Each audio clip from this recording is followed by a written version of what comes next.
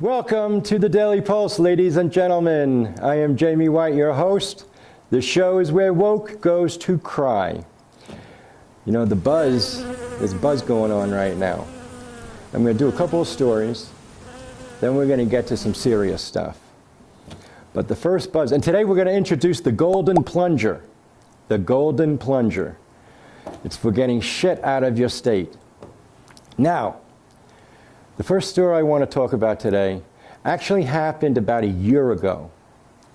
And I'm not going to delve too far into it because I'm on a time limit here. But I want to talk about California today. It's going to be a running theme in this show. California, here I come.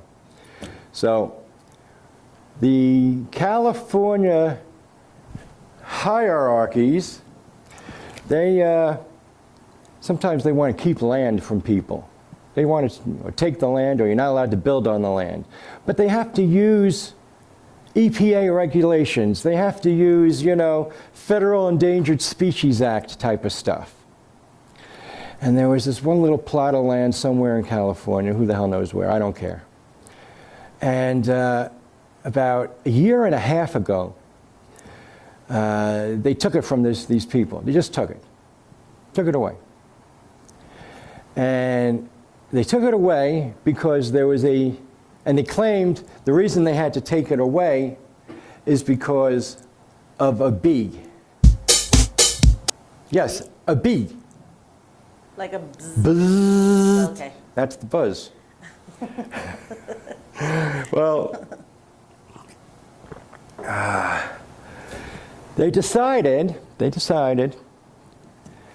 to take these people to court. Okay, and the bee, they said you can't have this property. Okay, there's an endangered bee on here. One bee? One bee, but most insects aren't on the endangered list. And they said, well, this is a special case. Okay, and so we've decided that bees are fishes. How so? Well, the only way they can keep this area, because it has water and stuff, but there's no endangered fishes there. So the only way to keep this from being, harvested for business or homes or whatever, keep it untouched. They're saying they went to court to sue and say that the bee is actually a fish. That a bee can be classified as a fish. Wait. Kind of cool, actually. Insane, crazy, but that's what they did. So about a year ago, the Federal Endangered Species Act, an upper court, they sued. The lower court said, yes, a bee is a fish. So that's it, it's over. But then went to the higher court because, they appealed. And the upper court, the higher court, upheld the lower court's ruling that a bee is a fish. And almost a year ago today, a bee became a fish and is now considered an endangered species in the state of California. No way. Good going, California! So, let me ask you this, everybody. Everyone's going to die. Where did that come from, right? What the hell? But this next story is about a young girl's dying wish. Young girl in her 20s. Tragically, she's dying. And she has a friend, a guy friend, that she's always had a crush on. And she's crushed on this guy for years. But they never did anything. They weren't boyfriend or girlfriend or anything like that. But they used to hang out and do stuff, Well, this guy has a girlfriend now. And this poor young lady, we'll call her Becky. Becky's dying. Poor Becky. And she has a dying wish. Before she goes out of this cruel world, this insane, unbelievable, messed up time period of a world we live in, She's a virgin. She wants to get some. She wants a piece of ass. She wants a piece of ass from that guy. But that guy's got a girlfriend. He caves. Supposedly he caves. He had to really twist the arm. I'm sure. I'm sure had to twist the arm. Now, let me clarify something. This was on Reddit. The guy and the girl, they've never had sex. They supposedly have gone almost all the way, and they're young. They're in their early 20s. They sound like teenagers personally. But, so, you know, keep that in mind. So he has sex with the girl, and in this small town and stuff, it starts getting around, so he knows he has to tell his girlfriend. So he does. He says, listen, honey, Becky was dying, and, you know, she wanted me to, and so he did. Nice. And it was a dying wish, yeah, from personal experience. Okay. And she's like, excuse me? And so they're starting to argue a little bit. Because she feels bad, you know, she feels bad that, you know, she's jealous. I think she has every right to be jealous, personally. Would you be, let's put it this way. Uh-oh. Your husband, okay, has a friend who's a lady, right? And No, she's going, don't she's even leaving. Go there. Just don't. There you go. Just don't. All right, so I'm pretty sure most women feel like that. Most women. I'm sure. Jenny doesn't. Well, you know, Jenny's Jenny.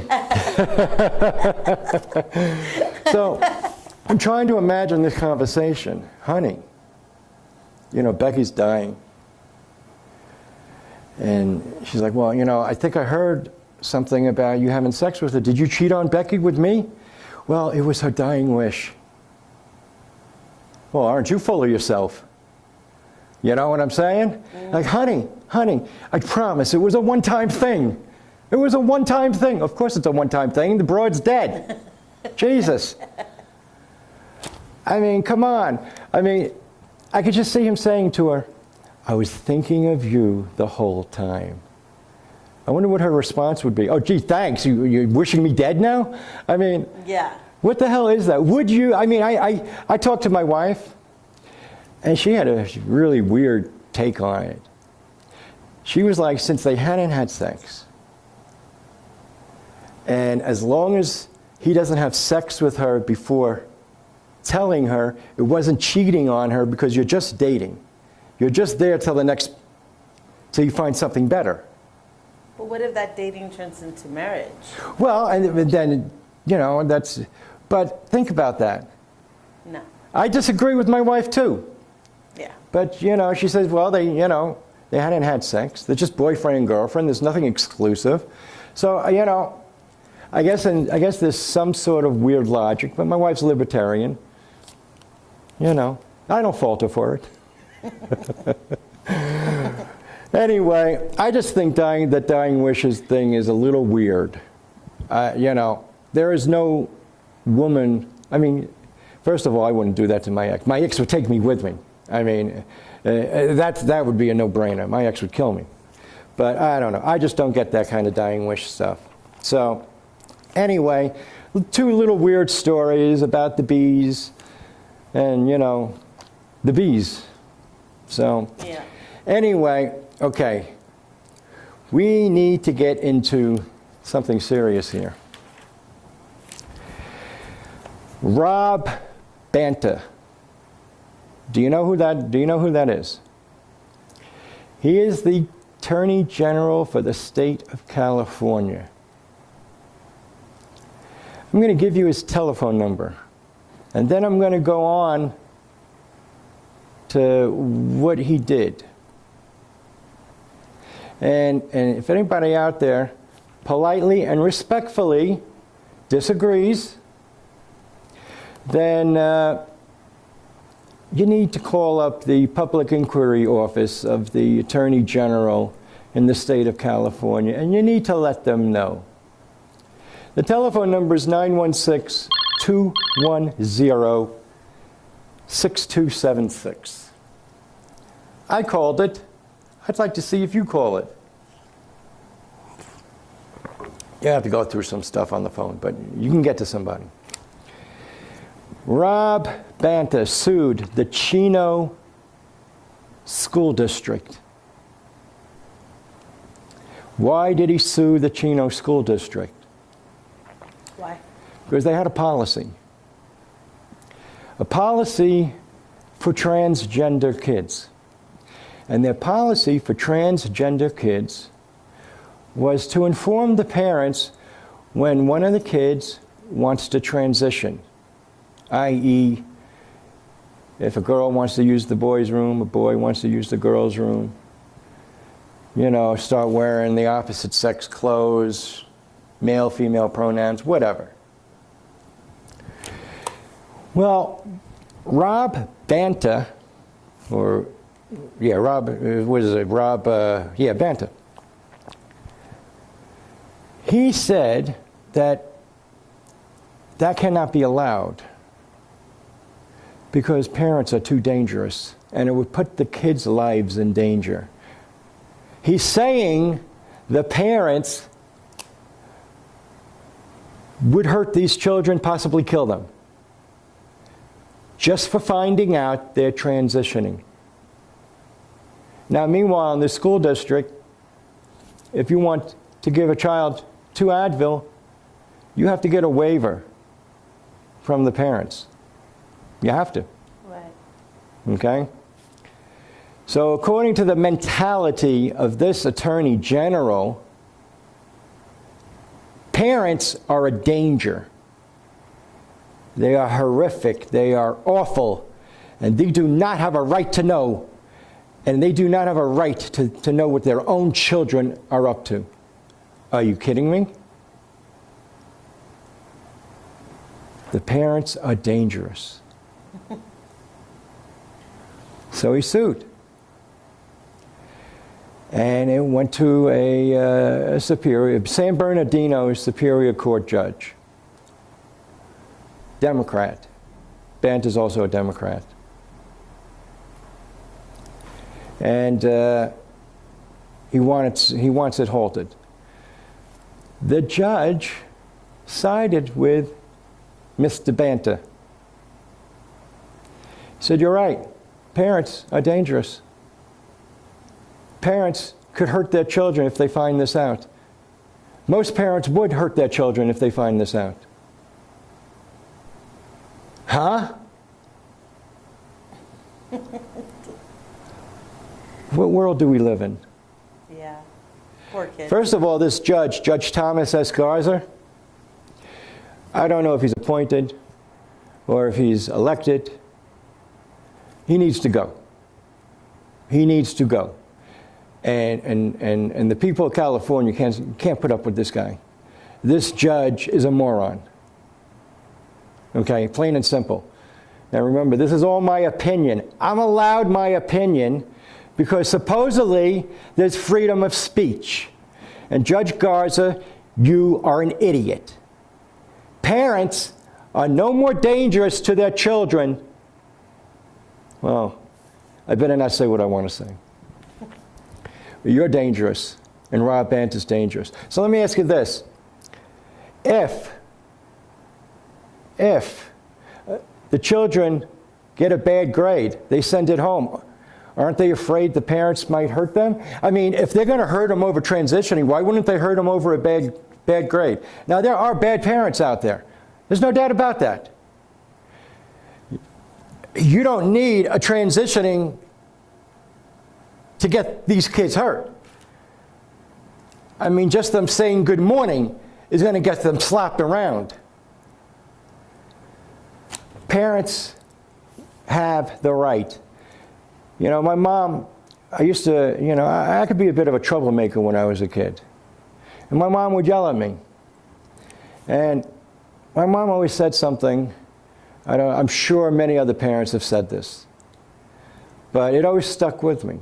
I brought you into this world, Yep. I can take you out. Okay? You bring a child into this world. You pay all their bills. Your only job in life is to guide them till they're 18 years old, to teach them. Okay? And hopefully, you do a good enough job that when they leave, they succeed. They at least don't go around killing people or becoming the Attorney General for the state of California or judge. So I don't get what's going on.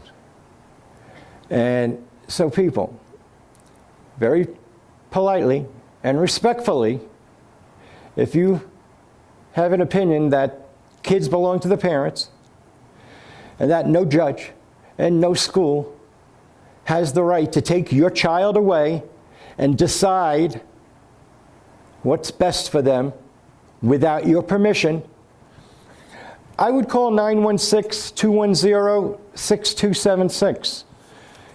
And, respectfully and politely give my opinion. Remember, you can't do it any other way. If you do it any other way, that will prove to them that you parents are violent. Don't prove that to them. Prove that you are concerned parents and have the right to your own child's safety and well-being. I don't know if I said this on another episode, but there was a child. I read a story not too long ago. And there was this young girl transitioning as a boy, and they didn't tell the parents. And she would get on the school bus. And the boys on the school bus would make fun of her. They would harass her. They were awful people. Okay? They didn't tell the parents. Parents have no clue this is going on. Okay, they don't know she's transitioning, and they don't know that she's being bullied on the school bus. The school does, however. The school does nothing. One day, this girl transitioning to be a boy gets on the bus, and 4 of these kids beat the hell out of her. They take her off the bus. They kidnap her. And all 4 boys raped her. And they said they're going to keep raping her until she likes it. Until she likes it. So we know there's a mentality out there. We know there's a sick, twisted mentality out there. That's terrible. Okay? And still, the school said nothing. The school said nothing. So she ran away.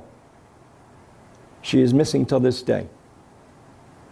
They don't know where she is. And now the mother knows. And the mother just had one really, I thought, pertinent question. Why did you stop me from caring for my daughter? Wow. Yeah. Why did you stop me from caring for my daughter? You see, that's what the AG wants to do. That's what this judge wants done. 1.4% of the entire country is supposedly trans. I don't even like that word, and I've said that before. 1.4%. Okay? People, we can't allow judges like this, and we can't allow state attorney generals like this to say parents have no rights. Just because you give birth doesn't mean you have the right to guide your child, to support your child. Trans people need support. There's no doubt about that. They have a mental issue. Whether you like to face it or not, they have a mental issue. There's nothing you can change. You gotta love them. If that's what they want to be for the rest of their life, then that's their choice. And you either love them or you don't. I mean, I think most sane parents are going to love them. There are some Archie Bunkers out there. There are some idiots out there. Absolutely. My wife's father was a nutcase. A nutcase who was a brilliant man. Okay, cardiologist. I mean, this guy was unbelievably smart. but he was a nutcase. And so, before I get on to my next topic, I want to give the golden plunger to Rob Banta and Judge Thomas S. Garza, because that is the shit that needs to be plunged out of the toilet bowl of California. You need to get that out, because if they stay in there like a toilet, you're clogged up, eventually all the shit overflows. Look what's happened to San Francisco. And Nancy Pelosi's running for office again, 83 years old, because she wants to continue these San Francisco values. Walking zombies on the streets, crime. I mean, her own husband was almost killed. Yeah. So, actually, we give the golden plunger to Rob Banta and Thomas Garza, and pray for California. Truly pray for California. All right, ladies and gentlemen, after giving out the golden plunger, I would like to now talk about the grand jury system. In my next show, we're going to get more in depth into the grand jury system, a little bit of history into the grand jury system, and why I believe we should either disband it or revamp it. But the grand jury system as we know it right now must go. I told you in an episode that this guy in Stalin's era, if you find the man, I'll find the crime. Today, some breaking news happened. Turns out, in Atlanta, Georgia, before the regular grand jury was convened, a special grand jury was convened. And this special grand jury was handed 39 people. 39 people. Now, we know that 19 people in Atlanta, Georgia, including former President Donald Trump, have been indicted and charged with the election, with election interference. Okay? But this special grand jury was convened in 2021. And they actually indicted 39 people in December 15th of 2022. Some of the people that were indicted, and this goes to show that you always heard the saying, it's not what you know, but who you know. Okay? Right? You've heard that saying. Yeah. Or you don't want to be guilty by association. See, all the people indicted, the 19 people that were criminally charged, in my opinion, was by associating with Donald Trump. That's why they were charged. Well, another 20 people here, 39 people were indicted. And it's basically for the sole reason they were associated with Donald Trump. I was watching on several different channels today, and even the experts are like, how can you indict for these charges on these people? And one of the people was Lindsey Graham, Senator Lindsey Graham. Now, I've never been a big fan of Senator Lindsey Graham. Matter of fact, I thought he was a putz. Honestly. But when Trump came around, he stood by him. And all of a sudden this guy started making sense. He kind of started liking him a little bit. Still never trust the guy. He may be a nice guy, but Lindsey Graham is, a politician. And you can't trust any politician. Doesn't matter what party they're in. You can't. But why were they indicting Lindsey Graham? Because he stood by Donald J. Trump. They indicted this other person. This, what was this? Lynn Wood. Lynn Wood is a well-known name in Georgia. Lynn Wood was the attorney for Richard Jewell.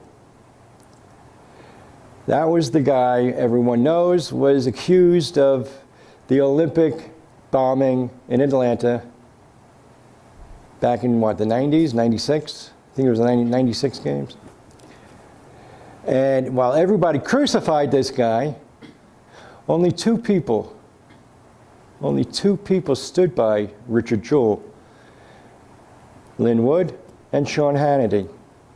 Otherwise, everyone said this guy's the bomber, and it turns out he wasn't the bomber. He didn't do it. We know who did it now. He didn't do it. So Lynn Wood, and you have Lindsey Graham, are people who stand by and are associated with Donald Trump. They did nothing except support Donald Trump. They did nothing. And David Perdue, former senator, I think he even ran for governor of Georgia. And supposedly, David Perdue was trying to get, I guess, Governor Kemp ousted or something, and was going along with, the election stolen type of thing. But those are just words. That's free speech. Now there's 17 others. So the grand jury, a special grand jury, went ahead and indicted 39 people. Now, I don't know why these 20 people weren't criminally charged. I guess we'll find out, maybe. I mean, if you can believe what Fana Willis says, then maybe we find out. Probably not, because I don't believe what she says. So, in the next episode, we're going to get into the grand jury system. I remember a famous Jim Rockford episode where he had to testify in front of the grand jury. It stands out. We're going to talk about that. So, the grand jury needs to go. And one other thing before I wrap this up. If you believe the DOJ is going to charge Hunter Biden, I got some land for you to buy. They say they're going to indict Hunter Biden by the end of September. I don't believe it. They are up to something. Remember, they gave Hunter Biden a sweetheart deal. They're not going to convene a grand jury for Hunter Biden. They're using this as a tactic. And this gun charge, there are some that say that this is a closed deal. Remember the sweetheart deal with the taxes on the gun and diversion program? Well, everyone signed off on it except the judge. But the defense is saying that the DOJ made this deal, they got to stick by it. If that is true, Hunter Biden can never be charged with any crime he has committed or any crime he will commit in the future. Think about that. He's a free man. He could do whatever the hell he wants. He can't be charged. I don't believe Hunter Biden will be charged. I don't believe they're going to convene a grand jury, and I don't believe they're going to indict him by, I think they said September 23rd at the earliest. So they're up to something. Don't believe them. They're lying. One more thing. I said in my last episode that I asked, could we be the most corrupt country in the world? I want to amend that a little bit. I think we are the most corrupt country in the world. We are the most corrupt and controlling country in the world. And this administration, the George Soros appointees across the country, are corrupt. And they are telling you that you're peons, we are your betters, and bow down to us because we know what's best for you. You don't. This administration doesn't. People like the California Attorney General doesn't. Fana Willis doesn't. We need to get back to a normal country, but we need to do it peacefully, people, and respectfully. And one of the ways we can do that is to vote the crap out. Maybe use the golden plunger. Okay? I am Jaime White. I am your host of this show. This is where woke goes to cry. I hope you're bawling your friggin' eyes out. Have a nice day.